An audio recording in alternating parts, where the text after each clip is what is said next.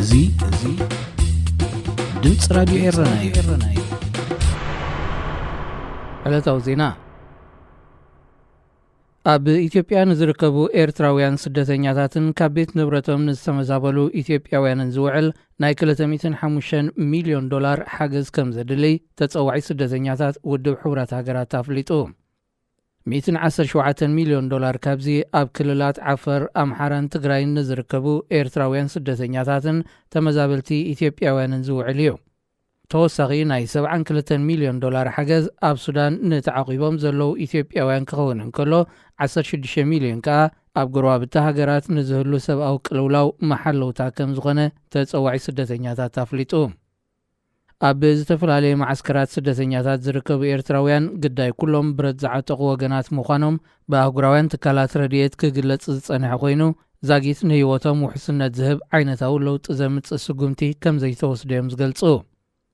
እቶም ኤርትራውያን ስደተኛታት ካብ ዝምታን ምጭዋይን ጀሚርካ ክሳብ ጾታዊ ዓመት ዝርከቦ ዝተፈላለዩ ግፍዕታት ብኩሎም ብረት ዝዓጠቑ ወገናት ኣብ ልዕሊኦም ከም ዝተፈጸመ ብዝተፈላለየ መገዲ ኣውያቶም ከስምዑ ጸኒሖም እዮም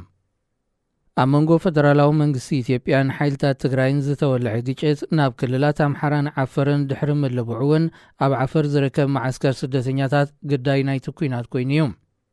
ኣብ ትግራይ ኩናት ድሕሪ ምውልዑ ጥራይ ልዕሊ 2 ሚልዮን ኢትዮጵያውያን ካብ ቤት ንብረቶም ተመዛቢሎም ከም ዘለው መዝገብ ተጸዋዒ ስደተኛታት የመልክት ካብ ናይ ኢትዮጵያ ዜና ከይወፃና ብኣኽባር ሕጊ ክስ ተመስሪትዎ ኣብ ትሕቲ ቀይዲ ዝርከብ ሜጀር ጀነራል ክንፈ ዳኘው ናጻ ወፂኢ ተባሂሉ ዝተዘርግሐ ሓበሬታ ሚኒስትሪ ፍትሒ ሃገር ናይ ኣሉታ ምላሽ ይብሉ እቲ ሚኒስትሪ መግለጺኡ ሜጀር ጀነራል ክንፈ ዳኘው ብልሽውናን ካልእ ተዛማዲ ክስታትን ተመስሪትዎ ስለ ዘሎ ቤት ፍርዲ ገና ናይ መከራኸሪ ነጥብታት ይሰምዕ ምህላው መልኪቱ ናይ ክሱስ ናይ መከላኸሊ ቃል ንምስማዕ እውን ቆፀራ ተታሒዙ ከም ዘሎ ገሊጹ ንምብራቃዊ ሊብያ ዘመሓድር ዘሎ መንግስቲ ቀዳማይ ሚኒስተር ከም ዝመረጸ ዘፍለጠሉ ኣብታ ሃገር ኣብ መንጎ ዝተፈላለዩ ሓይልታት ሓድሽ ወጥሪ ሰፊኑ ከም ዘሎ ውድብ ሕብራት ሃገራት ገሊጹ ወኪልቲ ውድብ ኣብ ሊብያ ስቴፋኒ ዊልያምስ ብ5 መጋቢት ኣብ ዝሃበቶ መግለጺ ባይቶ መንግስቲ ምብራቃዊ ሊብያ ንነዊሕ እዋን ከሰጋግሮ ዝጸንሐ ፕሬዚደንታዊ ምርጫ ኣካይዱ ንዓብዱል ሐሚድ ደበይባ ድሕሪ ምምራጹ ኣዘዝትን ካልኦት ምምሕዳራት ተቃውሞታት የስምዑ ከም ዘለዎ ሓቢራ እታ ወኪል ኣብዚ እዋንዚ ሊብያ ዳግማይ ናብ ውግእ ሓድሕድ ንኸይትሽመም ዘለዎ ኣማራጺ ካብ ኩሎም ወገናት ዝተዋፀአት 6 ኣባላታ ኮሚቴ ብምቋም ብማእከልነት ውድብ ሕብራት ሃገራት ተሓጊዛ ንድፊ መርሓ ሕንጻጽ ከተቕወም ዝብል እማም ኣቕሪባ ዓብዱል ሐሚድ ደበይባ ኣብ ወርሒ ለካቲት ናይ 2021 እዩ ምርጫ ክሳብ ዝካየድ ብግዜያውነት ስልጣን ክሕዝ ብውድብ ሕብራት ሃገራት ተመዚዙ ድሕሪ ምውዳቕ ስርዓት ሙዓመር አልቀዛፊ ሊብያ ኣብ ክልተ ዓበይቲ ሓይልታት ተገሚዓ ሓደ ኣብ ትሪፖሊ ካልእ ኸኣ ኣብ ቶብሩክ ብዝተመስረቱ መንግስታት ትመሓደር ኣላ ክልቲኦም ወገናት ሓድሕድ እናተወቃቐሱ ከካይድዎ ብዝጸንሑ ደማዊ ኩናት ኣብታ ሃገር ዝርከቡ ኤርትራውያን ዝርከብዎም ስደተኛታት ዝተፈላለዩ ሃገራት ግዳያት ክኾኑ ጸኒሖም እዮም ኣብ የመን ክልተ ኣባላት ሓካይም ብዘይዶብ መንነቶም ብዘይተፈልጡ ዕጡቃት ከም ዝተጨዊ ተገሊጹ እቲ ኣህጉራዊ ትካል ረድኤት ብሰንበት 6 መጋቢት ኣብ ዘውፅኦ መግለጺ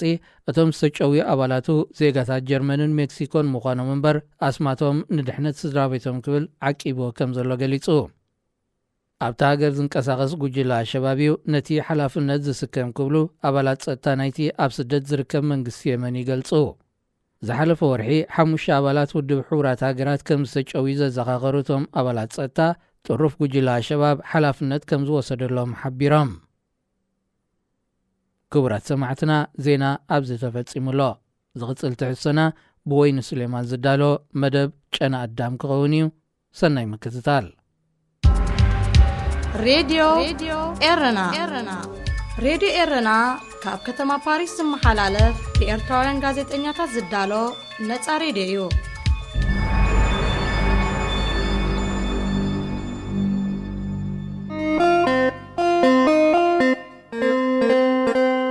ጨና ኣዳም ኣብ ራድዮ ኤረና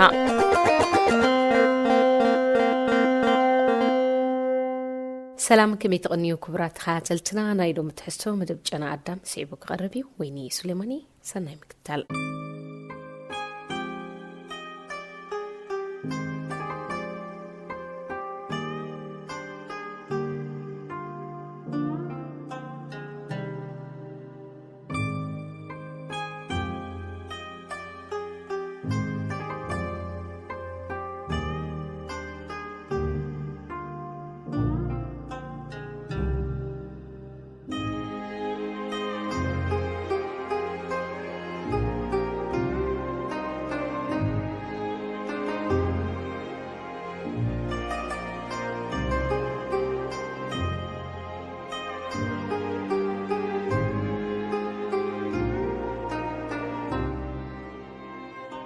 متقعت روسيا قبل على يوكرين كابز جمر كلا يسمونو مدري أوروبا بسنفلال فرحن رعدن تحميسها زلا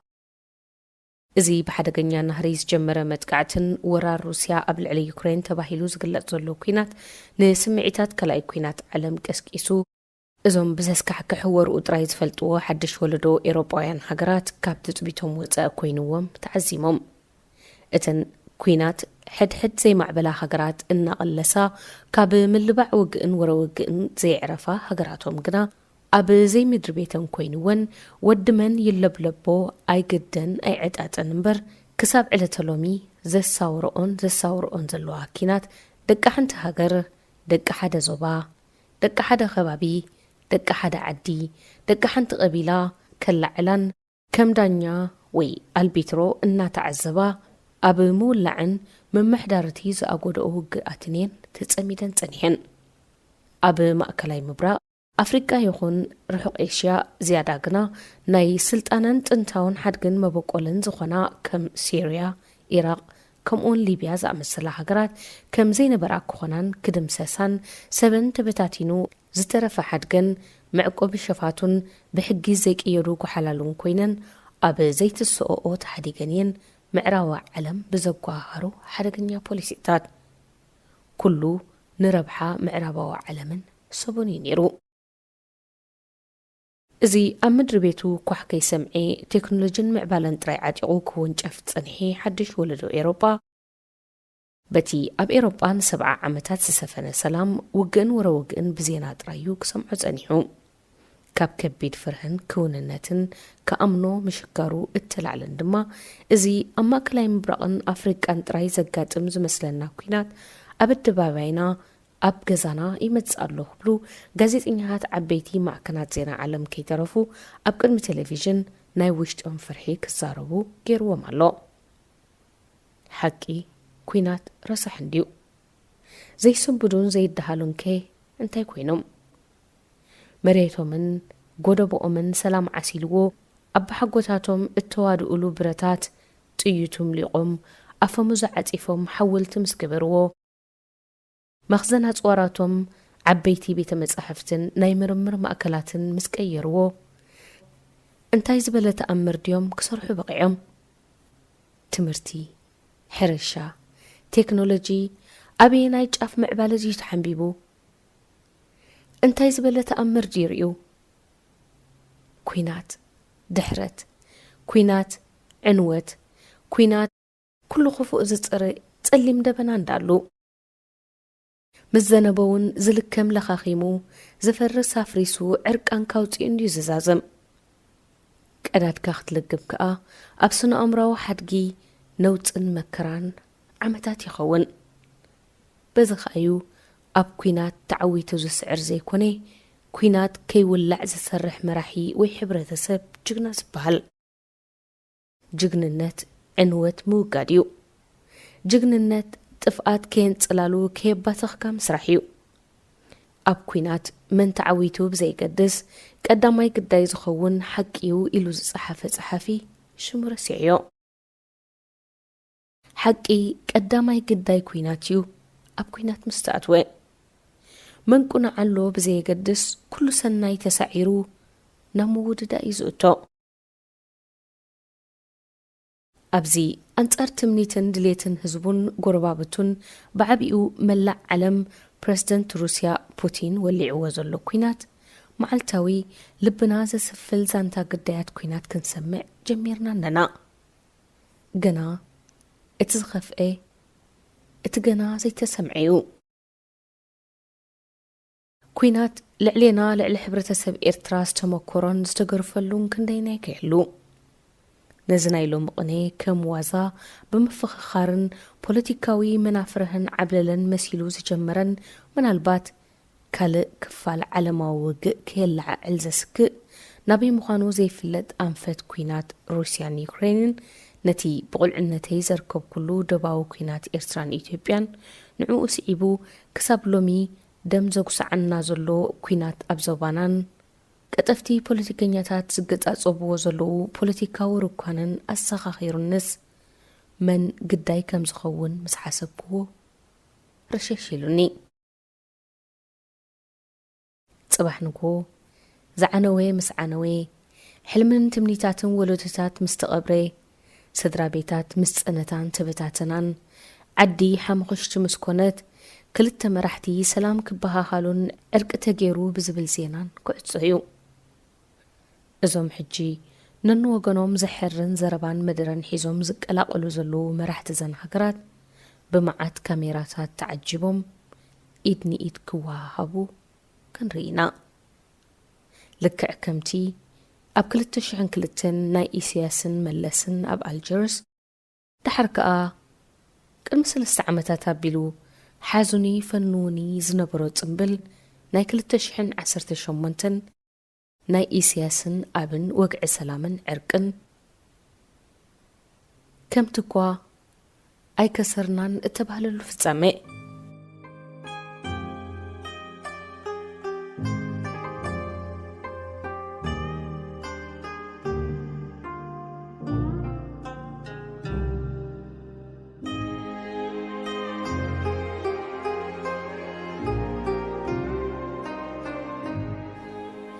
كوينات انتاي كم زقبر كوينات انتاي مالت مقانو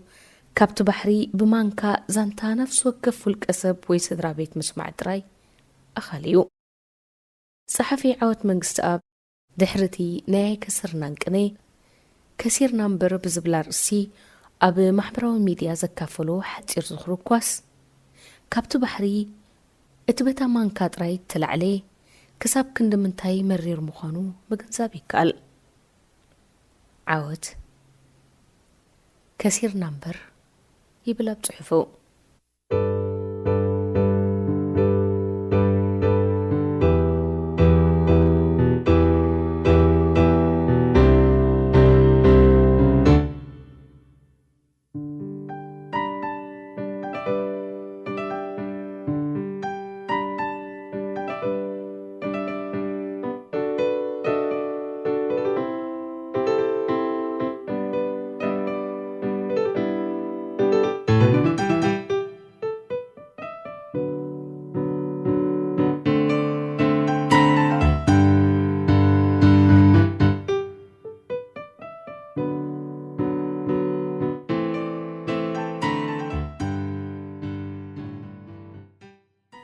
كثير نمبر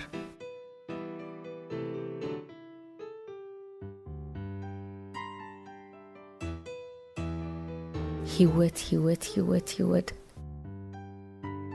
دلايا تقبر نابك أحسبلات قعد تقلل تزوجوايا حسمت مستير دمايا أبزاد إقعيها زلو خسئلنا أبنت حدا مستير هيوت حبيلو برقص اتمستير هيوت أبزا سئل زرأي كونن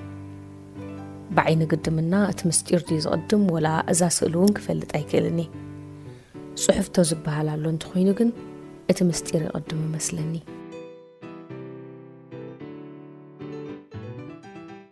اتزانتا خمزيو إذا قانتا قولعو مدشتها اتاسئل دما كاب 8 يامتيا من البات دخون أفوتو وينا وي فوتو محرت أبستل على تسئل تخون أبتغزيتي قانتا خون كانا بيت سئل مخادلو مديز نبري قانتا حاجزنا بالكاقزا قزا مخوحكا حونكم زو تريميرو إنهم بقرا سالات تزنبرا لمدن قدس عق أبن زحول تزخون السئل رخيبنا لنا نخيد مزا قانتا خلاليكمي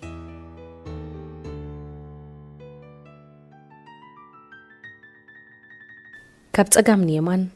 عبدات أمان ناصر قاسم محمد عبدي يوناس معري عبد الرحمن حاج ياسين دانيال ميكيل دويلو مالو موسيقى كنديا خالد عبد الحليم إفريم اسملاش أمان عبد الحليم كوفيلو مالو تأمرات قبر برهان دما حوسي بديل له بركز مبزحتهم أبلات زاقانتا انتو وحدي من عسيهم بزعبهم جن جزية زي سعرو زخرتات علني كالدن أمانن كواخبتنا يتاقانتا أحواد دق عبد العليميو ክልቲኦም ኣሕዋት በዚ ዘመን ዝኽውዳ ኢልካ ዘይተሓስቦ ንፋጥ ነይርዎም ብፍላይ ዝሓፃር ኣማን ብእጅግ ኣፊጥ እናበለት ተኣምር ዝኾነ ምልክት ኩዕሶ እያ ተርእየና ነይራ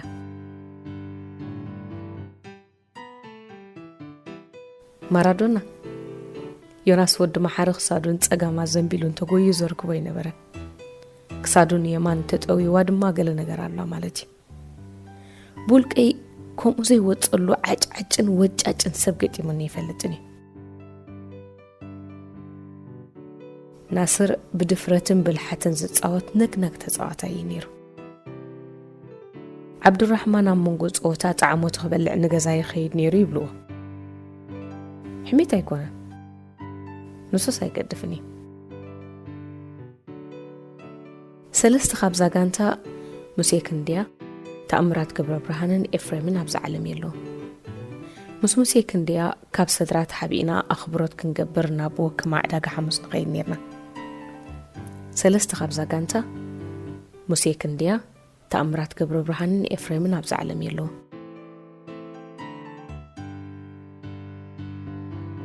ምስ ሙሴ ክንድያ ካብ ሰድራት ሓቢእና ኣክሮባት ክንገብር ናብ ወክማ ዕዳጋ ሓሙስ ንኸይድ ነርና ኣብቲ ገዛውቲ ኪሮሳቻኑ ሙሴናናን ብኣክሮባት ፍልጣት ኢና ዝነበርና ኣየርን ቲፎን ሒዛእትና እዩ ዝነበረ ብፍላይ ኪሮሳቻኑ ብሮል ኣክሮባት ዘርክቦ ሰብ ኣይነበረ ብኢድካ ከያያድን ምትዕጻፍን ድማ ንሙሴ ዝወዳደሩ ኮቶ ይነበረ ሙሴ ብእግርና ዝህከየና ብኢዱ ዝኸዶ ነይሩ ፍሉይ ድፍረት ድማ ነይርዎ ካብ ዘማን ማይ ቦምባ ካብ ልዕሊ ዚንጎ ካብ ቸንቶደችን ድሕሪ ተገልቢጡ ይወርድ ነይሩ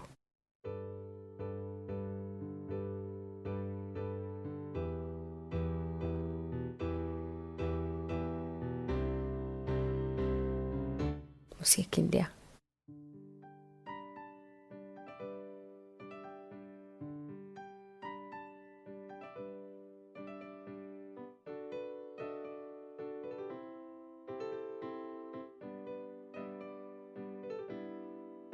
ተኣምራት ገብረ ብርሃን ኳቴልና ኢና ንፅውዕ ነርና እንተዘይ ተጋጌስ ኳትሮ ክብል ይመስለኒ ኳትዮ ኢሉ ዶስ ሓጢር ስለ ዝኾነ ኢና ኳትዮ ንብሎ ነርና ሓዲዩ ካብ መደሽና ማይ ተመናይ ገዛ ምስ ቀይሩ ግዳስ ኣጓ ቀይሩ ነይሩ ኣሞካች እዮም ዝብልዎ ነይሩ ናይጀርያዊት ቃዒዳ ንኢላ ኣሞካች መን ኣሎ ዘይዝክሮ እታ ሳጓ ካብ ስምት ተፃዋታይን ላዕሊ ጠቢቓቶ ተኣምራት ዘይደከም ፍጥረት እዩ ነይሩ ኩዕሶ መንጢልካዮ ዘይለቀካ ከም ተኣምራት ሃላላኸ ሰብ ኣይነበረን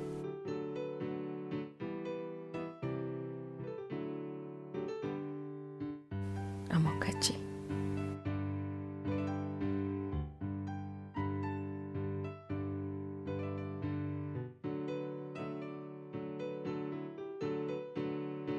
ኤፍሬም ኣስመላሽ ንቕ ዘይብል ተርሲኒ ነይሩ ካብ ገጹ ዘይጠፍእ ፍሽኽታ ድማ ነይራቱ ተጀሊዑ ወትሪ ፍሽኽ ምስ በለይ ደስ ዝብል ግርህና ድማ ነይርዎ ሓደ እዋን ናይቲ ገዛውቲ ኸልቢ ብክድያ እንታስማ ነይራ ባዕላ ብዝፈሓረቶ ዓሚቕ ጥወይዋይ ጉድጓድ ሓሪሳስ ብዙሕ ተሸጊራ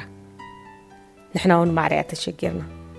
بزي كأفرم نبتا قد قد أتيوك حجزاز دفرق العقنا ينبرا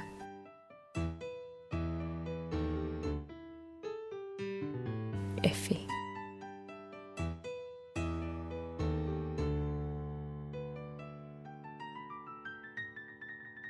نزازان تانو بعد كسعرن النادي لي يخزاز ما قرار بالخو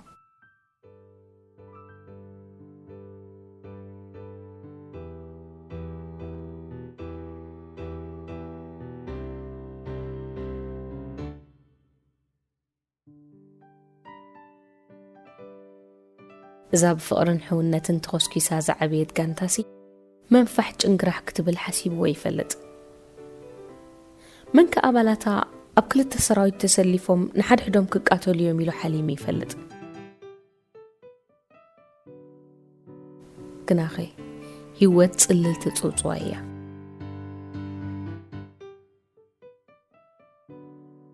كم خوينو ኣብቲ መንጎ ኤርትራን ኢትዮጵያን ዝተገብረ ኩናት ተኣምራትን ኤፍሬምን ብወገን ኤርትራ ተሰሊፎም ነይሮም። ሙሴ ድማ ብወገን ኢትዮጵያ ተሰሊፉ ነይሩ። ኩናት ኣረግቶት ዝምድሩሉ መንእሰያት ድማ ዝሞትሉ ሕማቕ ዛንታ እዩ። ሎሚ ሰለስቲኦም መታዕቢት ነዛ ስእሊ እዚኣ ገዲፎም ልና ተሰዊኦም እዮም። እቲ መንጎ ሃገራት ጥራሕ ዝመስለና ዝነበረ ኩናት ኣብ መንጎ መታዕቢትን ደቂ ጋንታን እውን እዩ ነይሩ። ተማሂርና ኣለና። እግዚአብሔር ንሰለስቲኦም ሰማዕታት ኣብ ገነቱ የንብረልና። ኩናትን ወረ ኩናትን ዘይንሰምዓሉ ዘላቕ ሰላም ይግበረልና።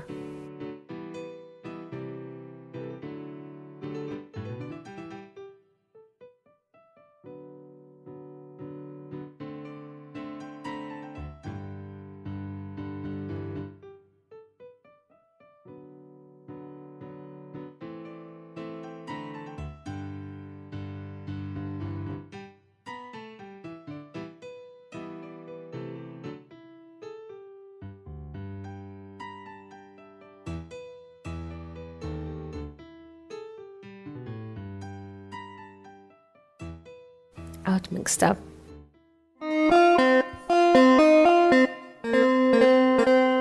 ጨና ኣዳም ኣብ ራድዮ ኤረና ሄዋን ናይ ጸብለልታ እምበር ናይ ምንኣስ ኣብነት ኣይኮነትን። ይርጋለም ፍስሓ እዚ ሬድዮ ኤረና ድምፂ ራድዮ ኤረና እዩ። ቅንያት ኣህጉራዊ መዓልቲ ደቂ ኣንስትዮ ይኹን እምበር ኣብ ነፍሲ ወከፍ ደቂቕ ናይ ነፍሲ ወከፍ መዓልቲ ንመሰልን ማዕርነትን ኣንጻር ወፅዓን ዓመፅን ኣዴና ሓፍትና ጓልናን ገዛእ ነፍስናን ብሓፈሻ ድማ ምእንቲ ኩለን ኣብ ከባቢና ዝርከባ ሄዋናት ክንቃለስ ከም ዝግባአና መጠን ነዚ ኣርእስቲ ኣልዒልና ገለ ምባል ኣይ መዓልቱን እዩ ዝበሃሎ ጊዜ የለን። ብፍላይ ድማ ብዛዕባተን ንድሕሪትን ንቑልቁልን ዝኸይድ ኣተሓሳስባ ደረትን ዓቐንን ዘይብሉ ጭካነ ኣብ ትሕቲ ዘለዎም መራሕቲ ኣብ ዝመሓደራ ሃገራት ዝርከባ ደቂ ኣንስትዮን ዝሓልፍኦ ህይወትን ብዝምልከት 8 መጋቢት ንመሰላትን ድምፅን ደቂ ኣንስትዮ ንምኽባር ንቓልሰንን ዓወተንን ድማ ክብሪ ንምሃብ ከም ኣህጉራዊ መዓልቲ ክጽምበል ወይ ክዝከር ካብ ዝጅምር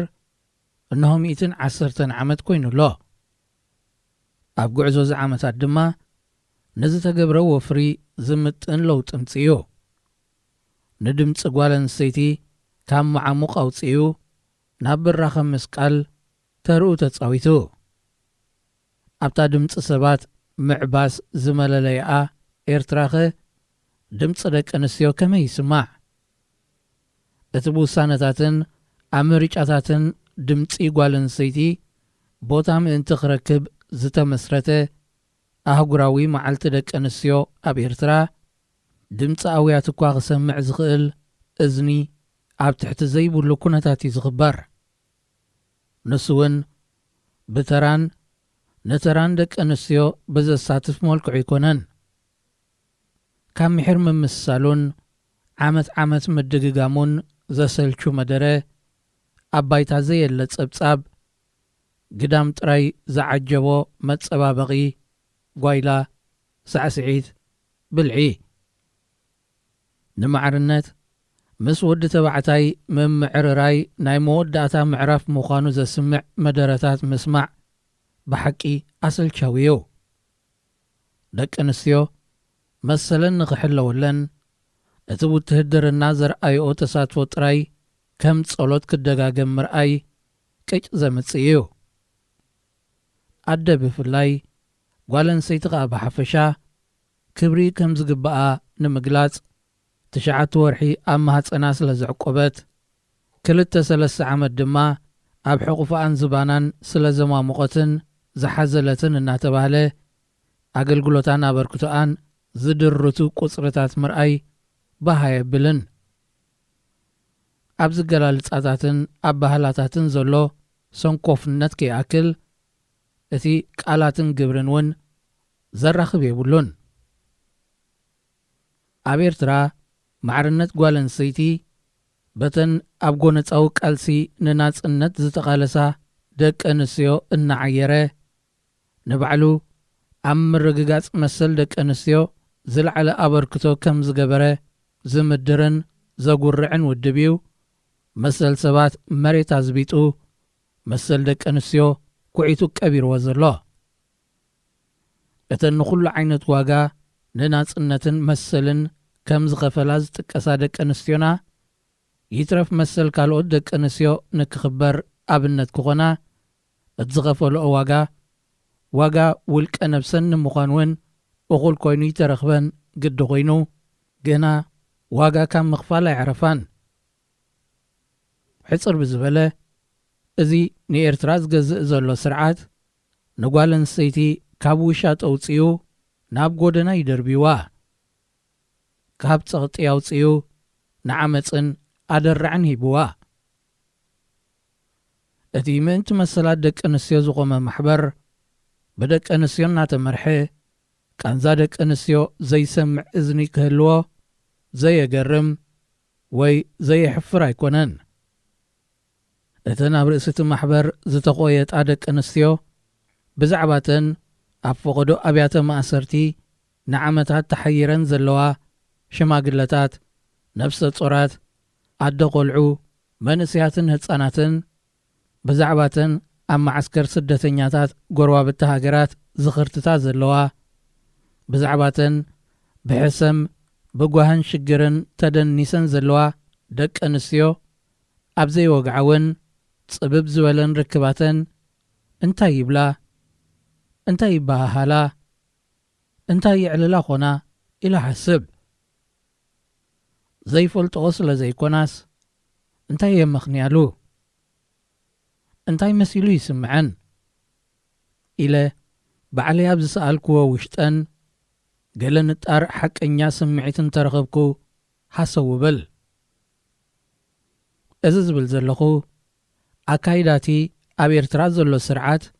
ንኹልና ግሉጽ ብምዃኑ ብቑልዕ ክኾንናን እምቢትአን ከስመዓን ኣይክእላን እየን ንዝብል ምኽንያት ቦታ ንምሃብ ምእንቲ ክጥዕም እየ። ይኹን ግን እዚ ምኽንያት እዚ ጥራይ ድዩ ንዝቖማሉ ዕላማ ከተግብራ ዘይኽእለን ምድህሳስ እውን መድለየ። ምናልባት ዝቖማሉ ዕላማ እኮ እዚ ዝኸድኦ ዘለዋ እዩ።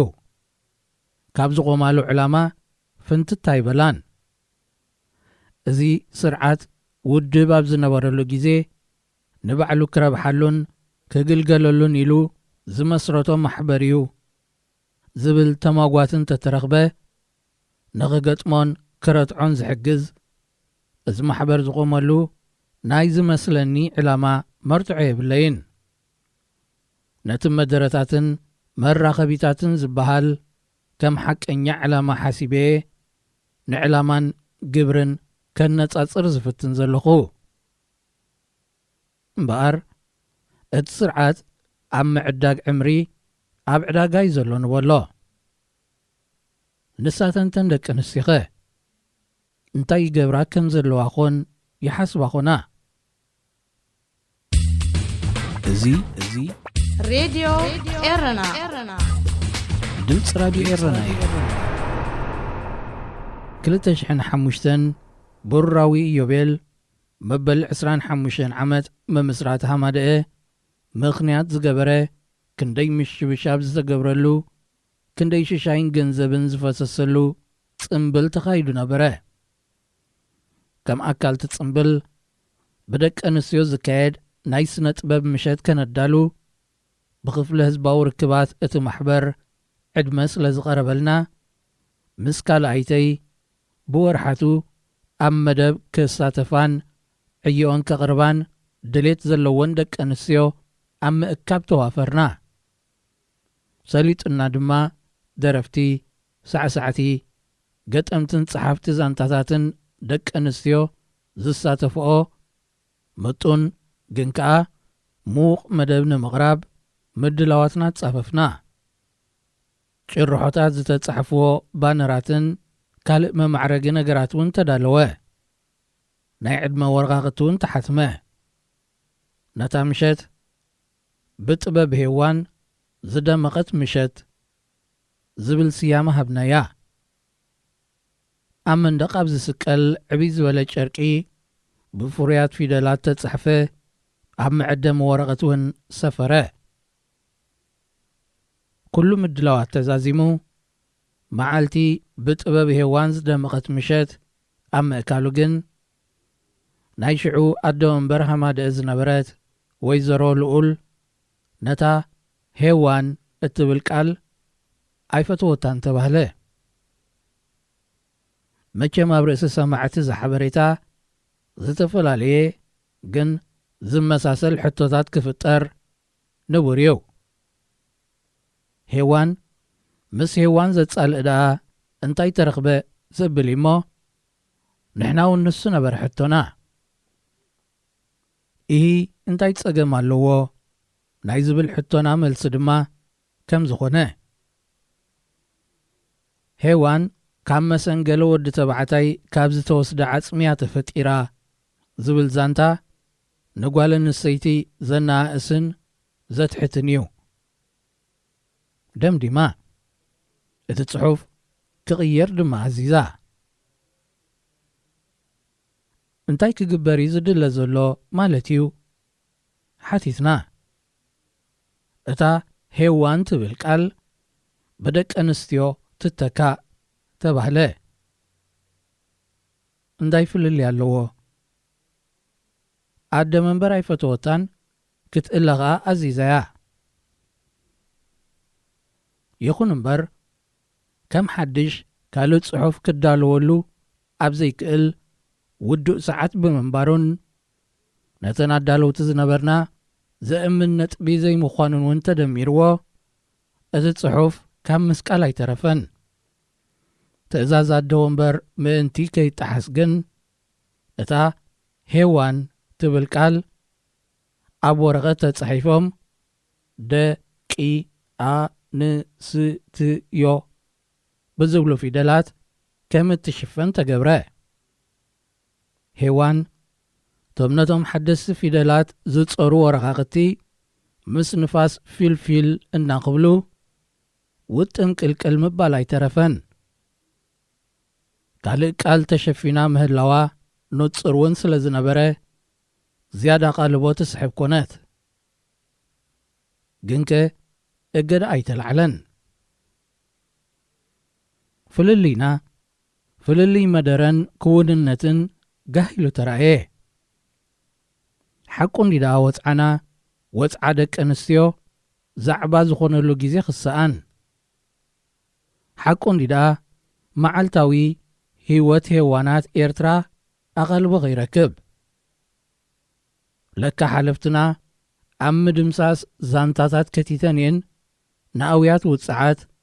ንቓንዛ ጉድኣት ንወፅዓ ህፃናት ደቂ ኣንስትዮ ክሰምዖኦ ዘይክእላ ለካ ንማዕርነት ኣብ ፍጥረተ ኣዳመ ሄዋን ክደልዮ ስለ ዝኸዳይና ኣብ ህልው ኩነታትና እንስእነን እቲ ጓል ኣንስተይቲ ኤርትራ ዝሃስያ እምበኣር እቲ ሄዋን ካብ መሰንገለ ኣዳምያ ተሰሪሓ ዝብል እምነት ዘይኮነስ እታ ነዚ ጽዋ ከም ሓንኳልእ እምነት ንማዕርነት ወይ ከዓ ከም ምንጪ ምንኣስ ጓል ኣንስተይቲ እዩ ኢላ ተኣምን ኣብ ቅድሚ ዓይና ዘሎ ወፅዓ ሓዲጋ ናብ ዘይተረኻኽበሉ ዛንታ እትመጣጠር ዘበናዊት ጓል ኣንስተይቲ በዓልቲ ስልጣን እዩ ሕጂ ድሕሪ ልዕሊ 15 ዓመታት ተመሊሰ ነዚ ዝኽረይ ይጽሕፈሉ ብዘለኹ ጊዜ እታ ንነብሳ ከም ተቐላሲት ንማዕርነትን ኣምጻኢት ለውጥን እትሓስብ ሄዋን ኣብቲ ዕንክሊል ኣላድያ የላን ክፈልጥ ኣይክእልን ኣብታ ወፅዓን ቃንዛን ደቂ ኣንስትዮ ኣብ ጎደናታት ዝወፃላ ሃገር ክሳብ ዝሃለወት ንምርግጋጽ መስል ደቂ ኣንስትዮ ኣብ ዝግበር ቃልሲ ናይ ዘይመዝገበቱ ዓወት ጸብጻብ ንእተቕርብ ኤርትራ እተንጨብጨብ ክሳብ ዝኾነት ግን ካብቲ ዝፈልጠላ ራእያ ኣብ ዘይሓይሽ ሓሸውየ ከም እትህልየ ዝግምት ድምፂ ኩለን ሄዋናት በሪኹ ክሳብ ዝስማዕ ቃልሲ ኣንጻር ወፅዐን ደው ኣይክብልን እዩ ይርጋኣለም ፍስሓ እዚ ድምፂ ራድዮ ኤረና እዩ